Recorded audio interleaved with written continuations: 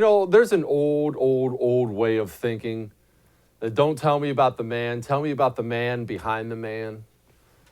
I worry a lot, and I've been thinking about this. It's been gnawing at me all week. That's why we decided to do this special. I'm worried about Kamala Harris flying under the radar. Now, I understand you know who Kamala Harris is, obviously. I understand she's had plenty of headlines. She's on national TV, on the debates and things like that. But I don't think we're paying enough attention to her. I don't. And this is why.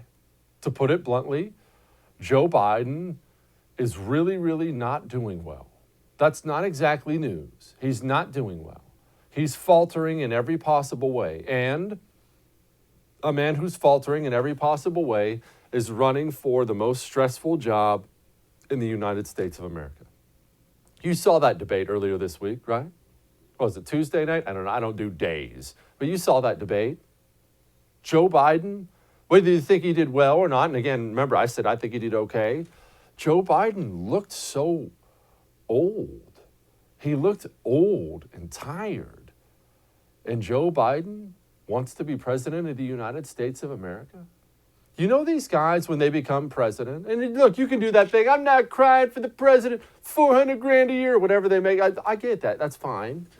You know these guys don't really sleep 8 hours a night, right? Whether they have an ebb sleep on or not, these guys don't sleep 8 hours a night. Why? Because there's always something important you have to do. Okay, so he's running for the most grueling job stress-wise in the country, and he's that old. You know what I'm saying. I did as best as I could do to tiptoe around it, but you know exactly what I'm saying, don't you? Joe Biden's not going to make it 4 years. Now, I don't want him to pass away. That's not what I'm saying, although he certainly might. But Joe Biden is not going to physically be able to do this job for 4 years. He still is calling it a day on the campaign trail at 9, 10, 11 a.m. in the morning. Whoa! I did an event here. I'll tell you what. Oh, whew, I am exhausted. I am craving an insure and a nap. We'll try this again tomorrow morning. He's not going to make it. And that's why I don't think we're paying enough attention to Kamala Harris. We've brought her up several times. Everybody says, oh, she's going to be president soon. But the truth is, this lady really might be president soon. Now, I don't think Donald Trump's going to lose, but he certainly might. You and I can distrust the polls all we want. Joe Biden's up, and in some cases up significantly in every single poll. Kamala Harris is about to be that one heartbeat away from the presidency of the United States, and we're not talking about her. And we should be talking about her, because Kamala Harris has a record that's as radical as any Democrat in the United States Senate.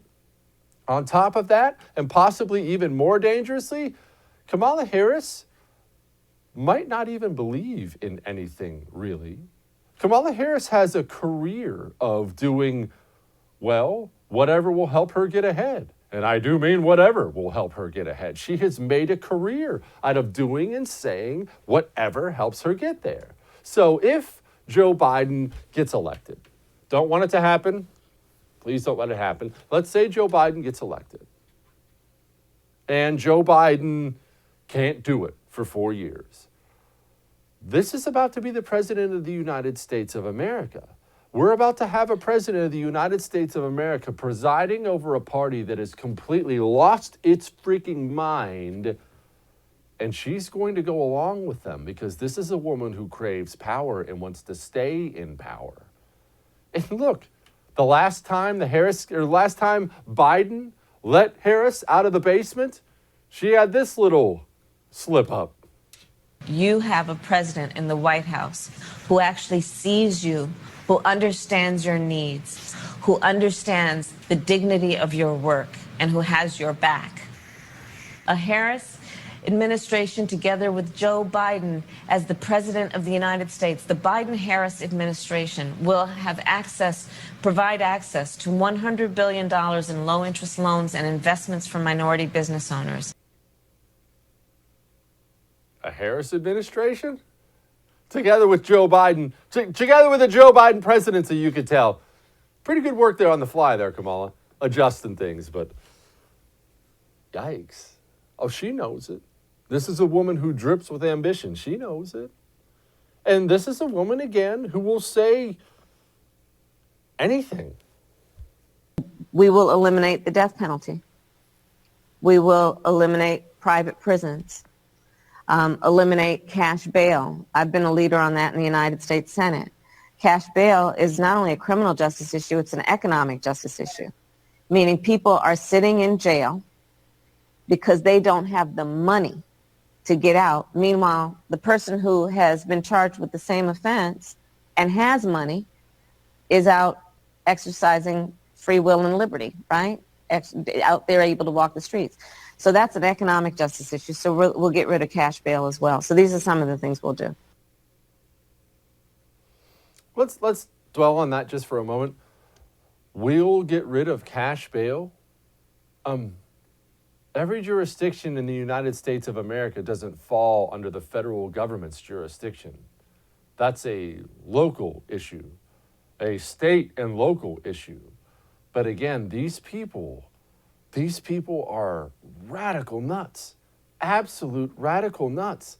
And unlike Joe Biden, Kamala Harris doesn't have any interest in doing that. I'm the more moderate, sane voice out there. Just trust me.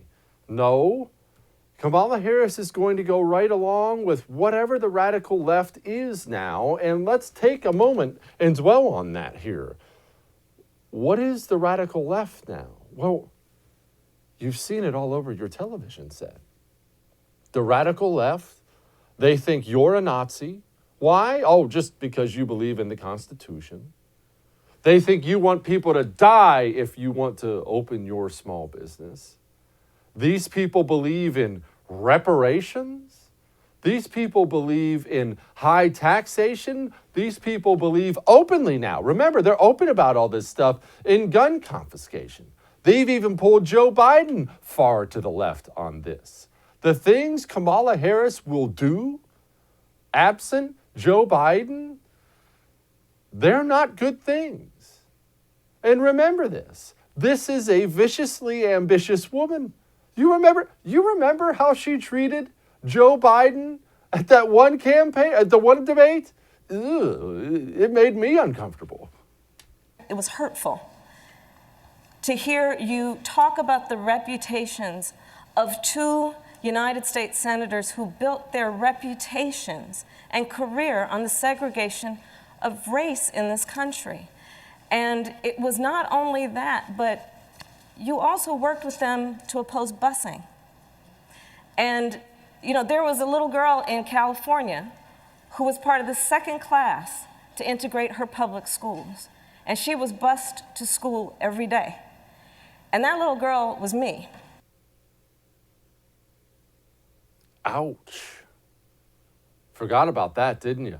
Gotta be honest. I forgot about it too till my team and I were talking about it. Yikes.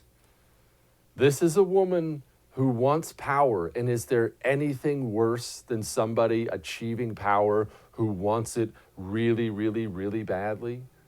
Kamala Harris is a nut. And these leftists today are nuts. You and I, we have a hard time wrapping our minds around this.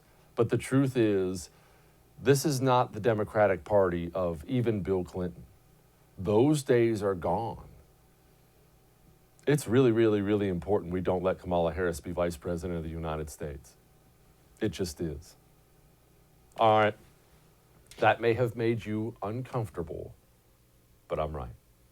Now, we have an awesome show, an awesome slate of guests for you tonight, but most importantly, we have me. We'll be back.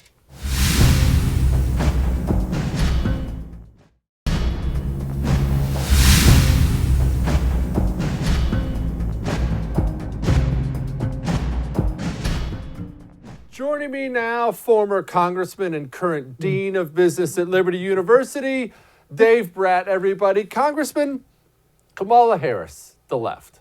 I need you, because you're way better at this stuff than me, I need you to tell me when it went so hard left, because I feel like it was yesterday. I mean, I grew up I mean, in my Yeah. years, it was Bill Clinton. He was the first big national Democrat I knew of. And don't get me wrong, my parents weren't exactly big fans, but it was nothing like this. I mean, nothing like this at all. And they just have gone nutso. What Yeah. prompted that? Why? Is this an Obama thing?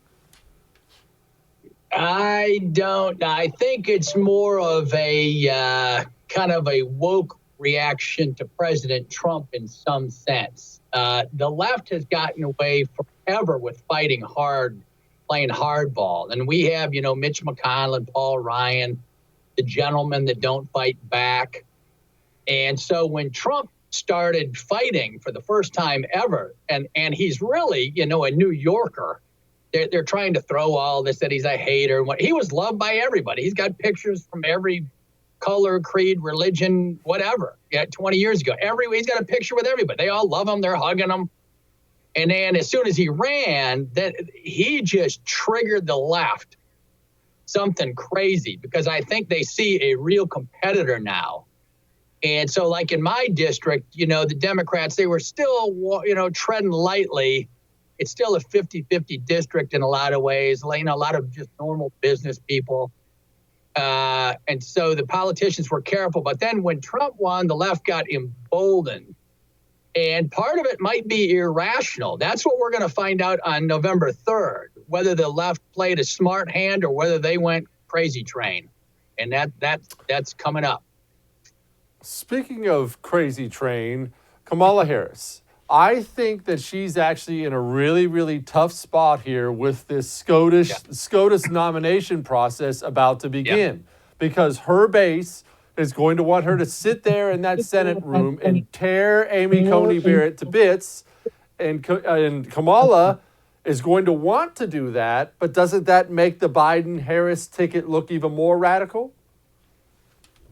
Yeah, I can't wait to see it. I mean, this justice nominee looks like she walks on water to me. I mean, she just embodies the intellect, the mind, the virtues, the family, the love of country, the love of Constitution. And she just seems like a nice person. So, yeah, they're in a bind. And Kamala's very left, and the hard left is going to want her playing hardball. And so we'll see what comes up. I was fascinated. Politico had a piece up couple days ago on the justice nominee for being the new line of feminist. Very interesting that she worked with her husband, and she assumed a commanding position, a top level leadership position, but because her husband played a significant role, sharing, and that this is a new form of feminism. And for Politico to put that out, I was scratching my head. Sometimes I can't catch the ninja warrior tactics the left is using until later. So I read, everybody should take a peek at it. It was interesting. Dean, you're one of these fancy college types.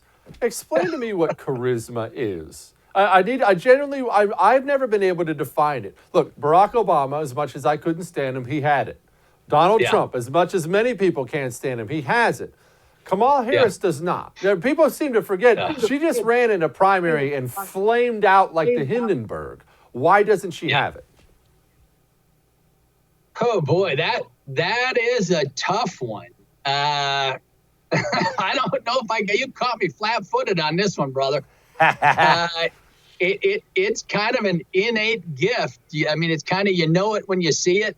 Bill Clinton, I went to church with him 30 years ago, D.C. at the it wasn't DuPont, but right on 16th Street Methodist. And he'd walk in, and the guys was like, "Hey, you're cool," and the women loved him. And then Hillary would come in later, and it was just more of a quiet factor. And I'm being Christian, and so I mean, you just so you know it when you see it. Yes, sir. Yes, sir. You know, when you see, what was the coolest thing about being in D.C.?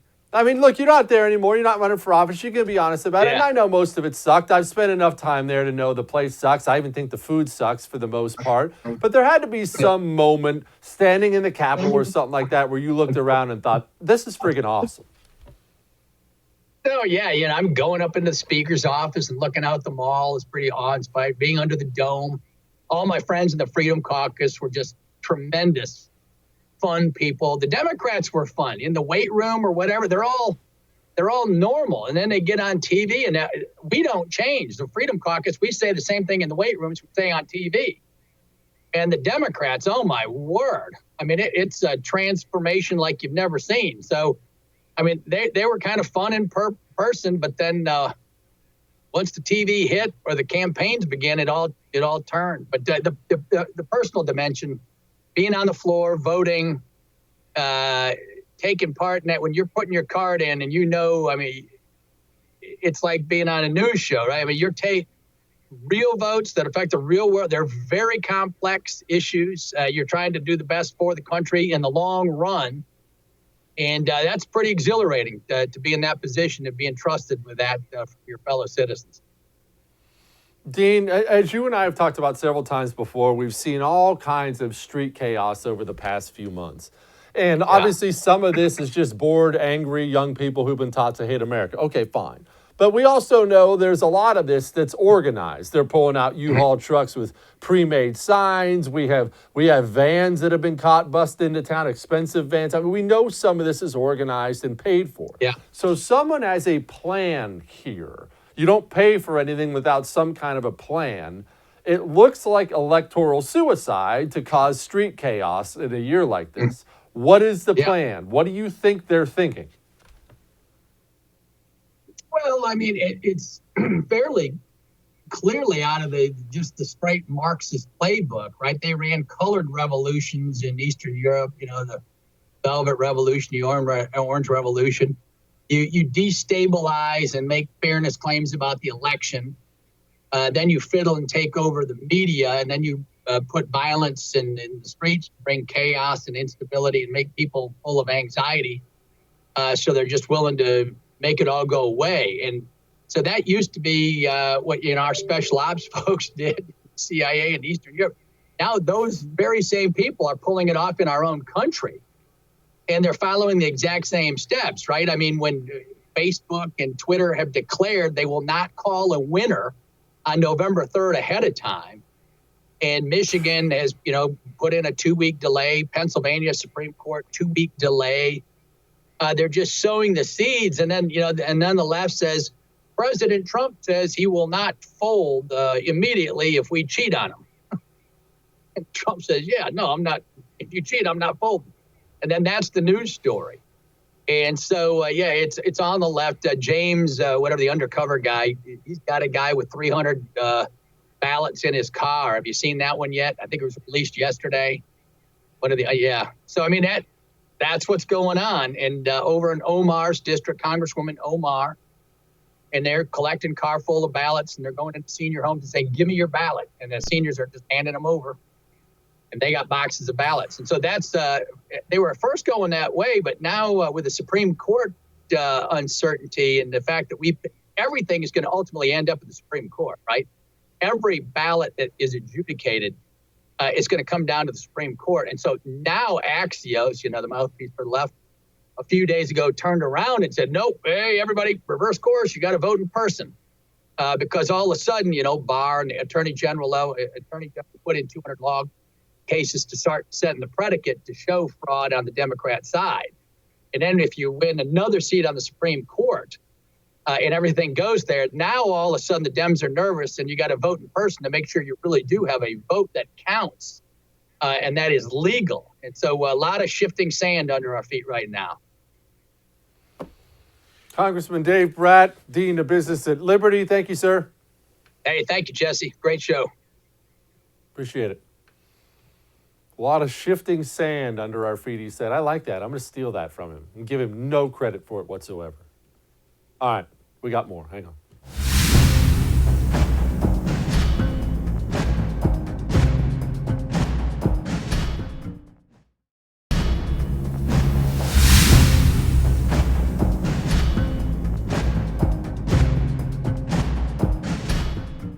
Joining us now, Republican political strategist, and I've argued man who should be head of the RNC, Joseph Pinion III. Joseph, what makes a leftist Is it nature? Is it nurture? Is it government schools? Is it mom and dad? Is it a lack of mom, a lack of dad? What is it? What makes one? Look, I'm gonna maybe try to get myself killed today, but I think that somehow if we are going to be the party of self-accountability, then we have to take responsibility for the fact that we have not been able to get our conservative values and the value of the policies that come out of conservatism in front of enough people.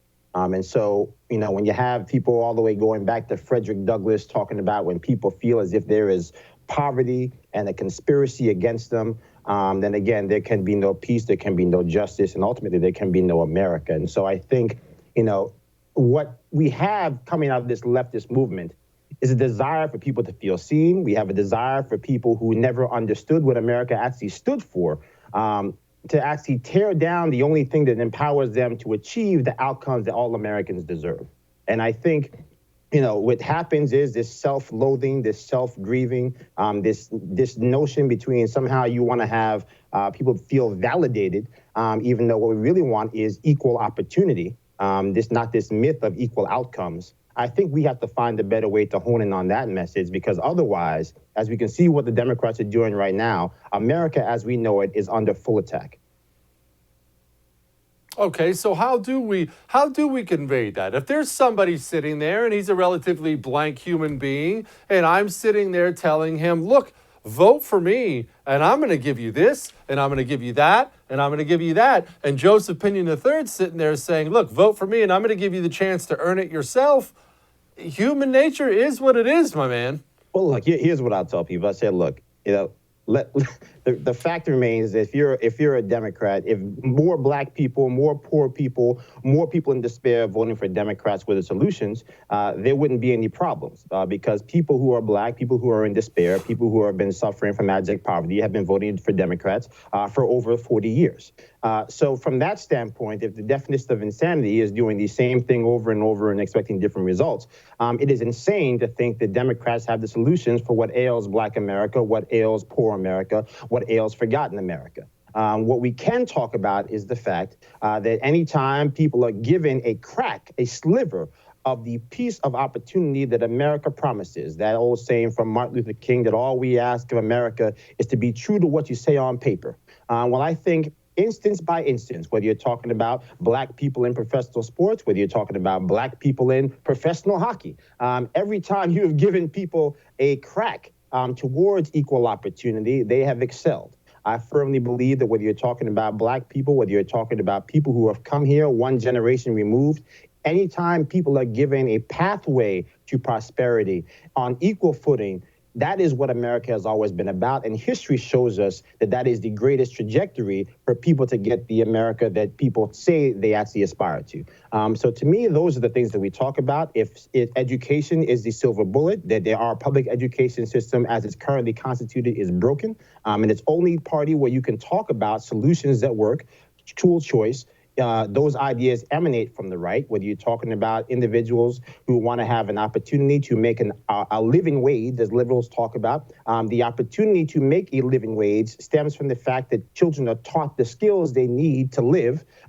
That's talking about trade schools. All of the things that actually lead to the outcomes Democrats say they love emanate from the right. And as soon as we can get people to understand that, we'll be in a much better place. Wait a minute, there are black professional hockey players, for real? Yeah, man, I'm trying to tell people. You know, we've got black professional hockey players, we've got black prima ballerinas. I mean, and again, not many of them, but I think that also goes to the fact about opportunity, right? This notion that somehow that if you give people a chance to be able to live their life on their own terms and the framework for they can actually build that life for themselves, that is when you actually start to see progress accelerate. And the reality is that Democrats aren't trying to get progress to accelerate. They're trying to actually create a mirage to get people to feel better about the fact that they're exactly where they started off, right? As you know, I think our recently deposed Mia Love once said that Democrats are always great about giving you the tools to stay exactly where you are. And Republicans are really trying to give people the tools they need to achieve the America that they deserve. And I think that those might sound like platitudes, but issue by issue, from education to actual job training, to the pathway to be able to provide for one's family, to be able to buy a house. All of these things emanate from the right to personal liberty, the right to individualism. America is built on rugged individualism. We protect the rights of the ultimate minority, not minorities per se, but the ultimate minority being the individual, because we know if one man is free, he has the power to not only lift himself up, but everyone that he loves. I will admit I am not up on the ballerina scene, but it's been some time since I looked into it. Now, Kamala Harris, she flamed out big time in the Democratic primary. I know we're supposed to forget that now that she's the VP nominee, but she had a little blip where she went like this, and then she crashed and burned hard. I will admit, full disclosure, I thought she was going to do better in the primary. I think she looks pretty stinking good, especially for a U.S. senator her age. I think she looks good. She speaks well. She's an attorney. And it just doesn't work. There's no connection there for some reason. Why isn't it working? Well, I think the reasons why she peaked helped show us why she flamed out so poorly. The reality is, when you talk about somebody like Kamala Harris, the thing that made her this kind of one shining moment in the primaries was, I call this, this basically pre-planned, pre-packaged, that little girl was me. They had everything from the T-shirts to the mugs ready to go. And then the American people quickly discovered that there was nothing behind the sloganeering. And so I think similarly, what we have right now in this Biden and Harris ticket is a mirage that's been presented to the American people. This notion that they are going to be this glorious return to some type of normalcy, as if normal was working for anybody, because if normal had been working, President Trump wouldn't have been elected in the first place. But that notwithstanding, behind the scenes, there is an attack and an assault on the America that we love. They're talking about packing the courts. They've got a vice presidential candidate in Harris who has voted with Nancy Pelosi more than AOC. When you start talking about legislation, that actually becomes law. So those are the types of things that I think people should focus on. Hopefully that's the type of thing that we'll see more as we get down the home stretch here. If we can actually start to tether this ticket to the extreme policies they voted for and not the actual moderation that they try to, basically masquerade with. How does Mike Pence stack up as far as VPs go? We never talk about Mike Pence, and I'm sure that's just because, Donald Trump is one of those sun candidates where everything in the world, everything in the universe revolves around him. So Mike Pence is almost as much of a forgotten man as a VP can possibly be. What is he? Does he fill in gaps for Trump? Could Trump have anyone there? What is Pence? Well, look, I think vice presidents serve different roles at different times. I think the reality was, if we're going back 4 years, there was a lot of issues with President Trump when it came to the evangelical base, people of faith who weren't necessarily sure that the man who thought that 2 Corinthians was 2 Corinthians was the man who could actually be the person you could trust on issues of faith. Now, the reality is we come back with 3 Supreme Court justices, most likely, all of whom are going to be able to substantiate and affirm people's right to practice their faith, to be able to live out their Christian identity in a world where Christianity had come under attack. So I think that, that role has been served. And what Mike Pence has actually become has been kind of this rod of security, this rod of consistency that I think puts the minds of many Republicans at ease who maybe love the president, but not necessarily enjoy the unpredictability of some of his day-to-day tweeting. But at the same time, I think as we start talking from a policy standpoint, somebody who was able to stand in with President Trump during the COVID-19 crisis, to be able to deal with some of those issues on a day-to-day basis, already having the institutional memory of somebody who has been in Washington, who has a relationship with those governors around the country, to bridge that divide that most presidents deal with in the first year. And I think what President Trump has in him is a partner who shares his vision, which ultimately, when you start talking about how to govern effectively, is one of the most important things you can have. Joseph Pinion III, everybody. What have I been telling you? Appreciate you, my man. Absolutely, man. Have a good one. You too. Dude is sharp. We'll be back.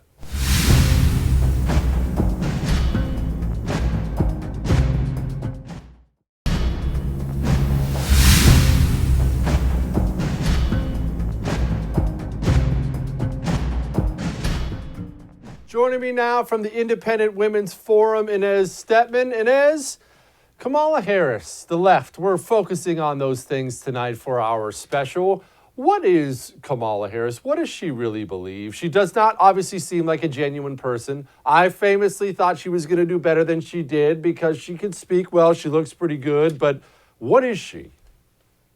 You know, we have that in common. I actually thought Kamala Harris would do well in the primaries as well. But I think it speaks to who she is, which is she's disingenuous. She's all things to all people. She has the most progressive record. She's basically a comparable progressive record to Bernie Sanders in the Senate. But since she does have a law enforcement background, she's capable of sort of threading her ideas in a way that sound moderate. I think she ends up frustrating everybody. She certainly did in the primary. She ended up frustrating the Bernie bros, frustrating the far left progressive wing, frustrating the woke wing, and then finally frustrating moderates because her policy proposals were very far left. So I think that's really her defining characteristic. She tries to be all things to all people and then really fails at it. I don't think for one second that Joe Biden is going to win the presidency, although he certainly could. The polls say he's winning. I mean, whatever. Let's say, though, Joe Biden wins. How do you handle Kamala Harris if you're Joe Biden? Everybody expects her to be president at some point in your next 4 years. Do you keep her at arm's length? I mean, you know she's an ambitious ladder climber who's done several things to rise to the top. How do you handle that if you're Joe? I think we're seeing how Joe's handling it. You know, it's not just him that's calling lids and not out there in the public eye. It's Kamala Harris as well. He's not really letting her far off that leash. And the few times he has let her off that leash, she said things like referring to the Harris administration instead of the Biden-Harris administration. Look, I mean, this is a concern. Joe Biden is in his late 70s, right? And so I do think that usually I'm in the camp that vice presidents don't really matter, right? It's the most useless job that's ever been invented, except in very, very narrow circumstances where it becomes the most important job ever invented. But I think one of those circumstances is when you have a candidate who's, unfortunately, both of these candidates are quite, getting up there into their 70s, particularly Biden. And you have to think about what will happen if he were to pass away during office. I mean, not that any of us would hope that would be the case, but you have to think about it in a way that you wouldn't have to think about it as much if, you have a candidate who's 62, right, or in his 50s. And so I think this pick also shows a lot about how Joe Biden is trying to thread that chasm between his left flank and the moderate voters that he's hoping to sway in the Rust Belt. She's trying to she's all things to all people. The progressive left isn't happy with her as a pick. He tried to give them a nod, but didn't really succeed with Kamala Harris. And then the moderates are concerned about her record. So again, I'm not that enthusiastic about her, and I'm not that afraid of her, unless, of course, she becomes president. Who does the progressive left like? I can't ever figure out who they actually like. I mean, as you pointed out, her record is completely far left, and he picked her, and you're right, they freaked out. They acted like she was some establishment crony. Who do they want? Is it Bernie and nobody else? So a couple things. For certain, I think the base is split in the Democratic Party. I don't think this is just a debate between sort of the establishment left and the three people who actually really, really like Biden and the rest of the party. I think that the base of the party itself has a schism that they're going to have to resolve. So you have the essentially neoliberal wokes, right? On economics, they're to the left of us. Certainly, they're to the left even of somebody like Trump, who's quite moderate on economic policy and spending. But they're not all the way in the Bernie Sanders socialism, nationalized industries camp, right? They have Wall Street fundraisers, and the way they burnish their progressive bona fides is instead of on economic issues, it's on all of this, identity politics stuff, right? It's the wokeness, the pronouns in the bio, all of that stuff. And then you have the sort of socialist base of the Democratic Party, which in some ways is more traditional. It's sort of the working class socialist base. And a lot of those folks went for Bernie Sanders, who Bernie Sanders, as recently as 5 years ago, was not woke, right? Bernie Sanders criticized immigration as dropping wages. He was even pro-Second Amendment because where he comes from in Vermont, there's a lot of rural voters. So I do think there's a certain type of voter that's quite common in the Democratic Party who is economically far left, where Bernie is, and is not at all afraid of the word socialism, for example, but really doesn't like this sort of woke wing. And that's something they're going to have to resolve and meld together. But really, Joe Biden and Kamala Harris satisfy neither one of those camps, right? So that's why I think they're struggling to have any kind of enthusiasm in their base.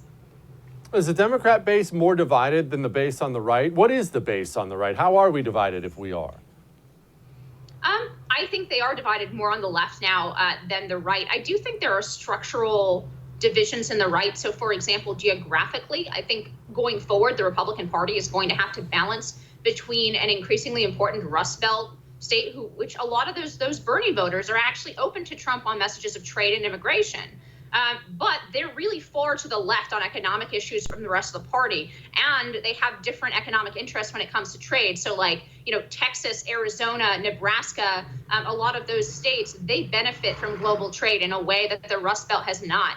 And so this is going to be one of these traditional, I think, coalition building moments for the Republican Party where they're really going to have to sort of balance those two parts of your geographic coalition. And they're going to have to balance, again, two parts of the base, the Tea Party, that is more limited government, in some ways is more traditional Reaganites, but let's call ourselves, at least like I count myself in this, the bold colors, not pale pastels Reaganites, right? Again, the establishment, I think, has like 3%, right? Jeb Bush got 3% in the primary, right? But I do think there's a difference between the Tea Party and sort of the Trump movement, or at least the voters that bolstered Trump and put him over the top. But they have one very important thing in common, and that is culture war issues. That's where I think the base of the Republican Party is just about as rock solid as any base of any party in American history. We are terrified of the culture war that's being propagated by the left.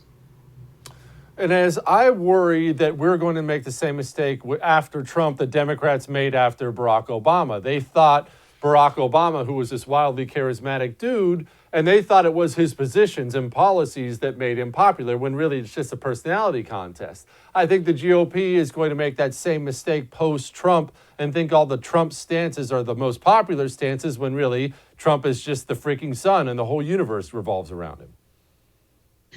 There's definitely some truth to that, because there have been candidates who have tried to run on a Trumpist message and failed completely on his coattails. That being said, I do think that some of the things that Trumpism addresses are correcting structural problems, cracks in Reaganism and the traditional Republican coalition that have appeared, especially since the close of the Cold War. And I do think that the Republican Party going forward is going to have to really appeal more to working class families. And that's, I think that probably will be as permanent as anything is in politics, but at least for the foreseeable future, a shift, for example, on trade. I think those are probably features that are going to stay with the Republican Party, although I worry about some of the geographic balance, as I said before. And then again, something that Trump is really good at, and if we are to have any shot in this mess, whoever comes after Trump as the figurehead for the right has to be really good at it as well. In fact, I argue that he would have to be, or she, I suppose, would have to be, this is the Jesse Kelly show, it can just be he, right? But he's going to have to be even better than Trump in terms of the actual policy follow through on these kinds of institutional, issues surrounding culture, like education, so Trump was good at sort of flashy headlines that grab at some of these issues. And I think that's better than the alternative, right? Because the alternative is a GOP that just ignores them and pretends that tax cuts are going to save America. And I think that's done. Whatever the right is going to look like going forward, that's done. Like the Paul Ryan agenda, that's done. I don't think that has a base, even among people like you and I, who are very limited government and love low taxes and all that. But we understand the culture war stuff has to take precedence over that, because we're not going to have a country left. So who is he, or God forbid, she? Do you have somebody in mind? I really don't, and that actually worries me quite a bit. But we don't know who's going to rise up and sort of fill this vacuum. I mean, as you said, Trump sucks all the oxygen out of any room that he's in. But I do think that there is a very vibrant intellectual debate on the right now. So that I think the structure, the replacement for the Reagan three-legged stool, that debate is very energized and is going on behind the scenes and behind the day-to-day politics and all of that. So I think intellectually we will be quite well prepared if divided on certain things. But the Reagan hasn't emerged yet, right? We're doing the work that Buckley did in the 50s to try to pull together the different elements of the right. right now, we have yet to see, or at least I have yet to see the Reagan who's actually going to be a charismatic political figure to pull it all together and put it into action in a political way. Inez Stepman, that was outstanding. Thank you, ma'am. Thank you. All right, we'll be back.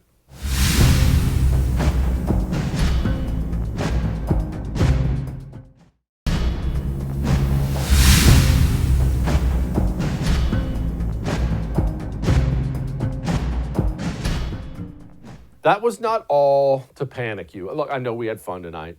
That was not all to panic you, though, about Kamala, the left, what they are, what they believe. It was more of a heads up. I'll be honest, lots of times I'll do one of these shows. It's as much for me as it is for you. It is important that we constantly remind ourselves exactly what we're up against, exactly who is going for power, and what they'll do with it when they get there. You know the frustration I share with you all the time about Republicans, how they screw this up or screw that up, or how weak they are on this. It drives me nuts. But Democrats, almost to their credit, they mean what they say. When Kamala Harris is out there saying radical things on the campaign trail, Kamala Harris means those things. When leftists are calling you Nazi, that's how they think. Just because it's insane, just because it's untrue, that doesn't change the facts on the ground. The fact is, we really cannot afford to have these people in power. My goodness, that would be a rough 8 years. Gives me the willies. All right, we'll do it again.